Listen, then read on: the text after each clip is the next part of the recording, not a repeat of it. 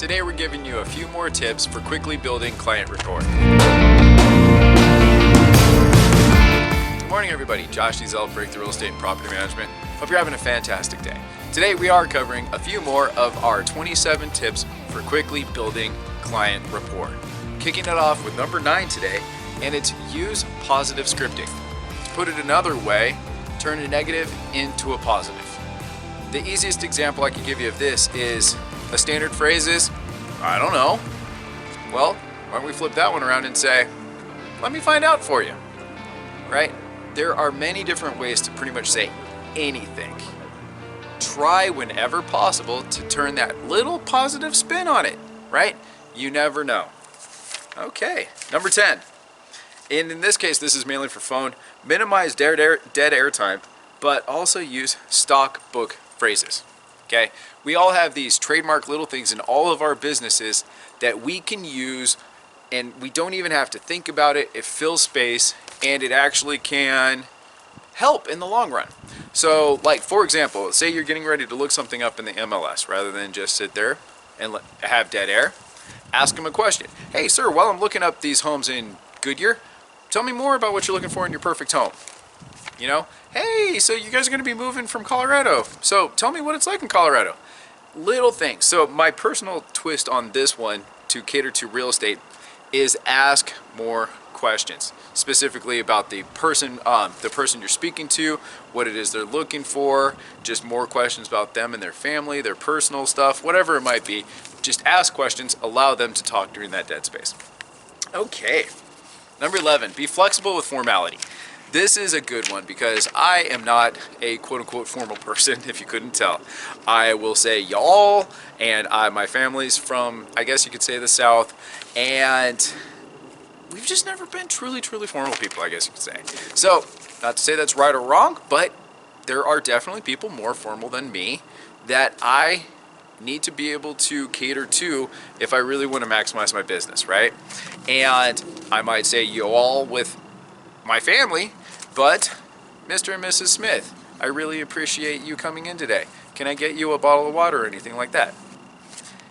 You have to be able to cater to the people. So another way to say this one is mirror and match. If your people are formal, speak more formal. If your people are speaking loudly, make sure you speak loudly to them. If they're speaking really quietly, speak quietly to them, right? So that's a good one too. Okay, next. Remember the value of an apology. So simple, so basic, yet so powerful. The value of an apology is even more valuable today because they're few and far between when we're talking a truly sincere apology. Sincere apologies are basically made up of 3 things. Number 1, the apology itself. Just plain and simple. I am sorry. And then, I didn't mean to harm you, whatever it might be, but there's no excuses involved. There is no like, I am so sorry, but I didn't. No. I'm sorry. You got hurt. I did not mean to hurt you, but I obviously did. Now, third part, fix it. What can you do to make it better? All right, I'm sorry. No excuses, and then fix it. Plain and simple, right? So powerful and so basic, right? Okay, be adaptable. Number 13 is extremely powerful because you have to be adaptable. Your method that you're going to use for person A is not going to be the method that you're going to use for person B. It also kind of goes back to formalities. It also has to do with personality types. An engineering type is going to be more aligned with the numbers and the statistics, whereas the artful type is going to be more concerned about the feelings and things like that. Can you speak both ways, right? Can you cater to the person who is in a hurry just as much as the person who wants to prolong the idea, right? There are many different types of people out there. A first-time buyer is going to have different needs than a retiring buyer, right? So be adaptable. And finally for today, number 14, pace and lead.